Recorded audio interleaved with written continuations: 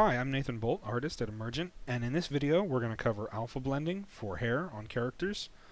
So you can see I've got the head of Stryker from Privateer Press, which we used in the custom shader video, and I've gone in and made some hair for him.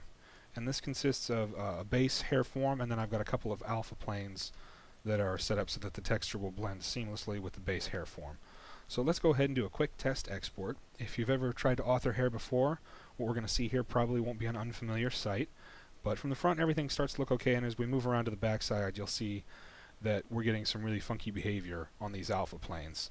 That alpha planes in front are actually blocking out planes behind them. So what's actually happening here is when it writes one of these triangles, if it writes one of the ones that's in front before the ones that are behind it, it's going to block those out, and it's going to block them out through alpha. It'll say, this is already alpha'd out, there's nothing behind it. And the way to fix this is to control the order that it draws the triangles in. And the way you want to do that is you always want it to draw triangles that are at the back of your scene first, and the triangles that are in the front last, so that they blend with each other properly. Which it sounds a lot more complicated than it actually is. So what we're going to do with this one is we'll just go ahead, open up our polygon menu, and we're going to break this into all of its separate objects. You can see now each of these alpha planes, as we move around, is a separate object. And as we go through here, you can see that these are just in sort of a random order that you might create as you're authoring this. So let's go ahead and hide the base hair form. And all we need to do now is reorder these so that they go back to front, so that this one will always draw last because it's overlapping with all the other ones, whereas this one on the inside, all the way in there, isn't overlapping with any of the other shapes. So we want that one to draw first, the one outside of it to draw next, and so on through all these pieces. And this one all the way at the front we want to draw last,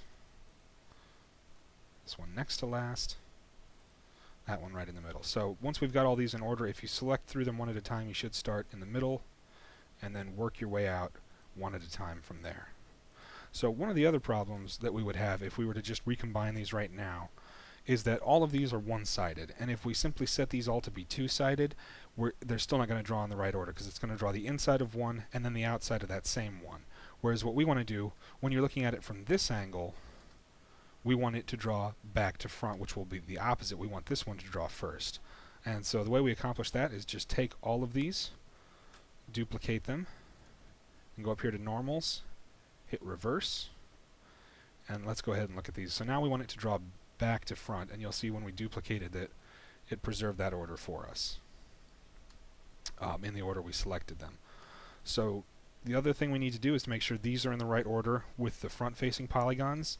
And in the way I have this hair set up, which is generally going to be an easier way to set up your alpha blending, each of these hair planes has sort of a distinct inside and a distinct outside, and they overlap in a very discrete order.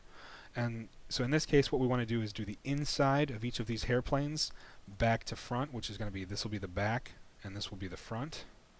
And then we want to do the outer facing polygons back to front, which will be the reverse. And another thing to keep in mind, I've hidden the base hair form, but we're always going to want to draw that first so that nothing else is going to occlude it. So we're going to move that to the top of the list. Then we'll take all of our inner facing polygons. Those should all come next. And then we'll have all of our outer facing polygons from there. So if we go through these one at a time, we'll have our base hair form, inner facing back to front, and then we'll have outer facing back to front, but in the reverse order. So if we select these all in order, combine these back into one shape, and let me go through and delete the history for this. Now you'll see that when we do a re-export of this, all of these are going to blend in the proper order, and we're not going to get any sort of alpha funkiness. If you go around from any order, you're going to see every alpha plane. Nothing's going to occlude anything behind it, and we're never going to see the base of the character's head. So that's a general overview for how you want to set up your character's hair. You want to make sure that there's a discrete order for how you have your planes so that you know what order you need to attach them in so they draw in the right order and you don't get any alphaing of things behind them.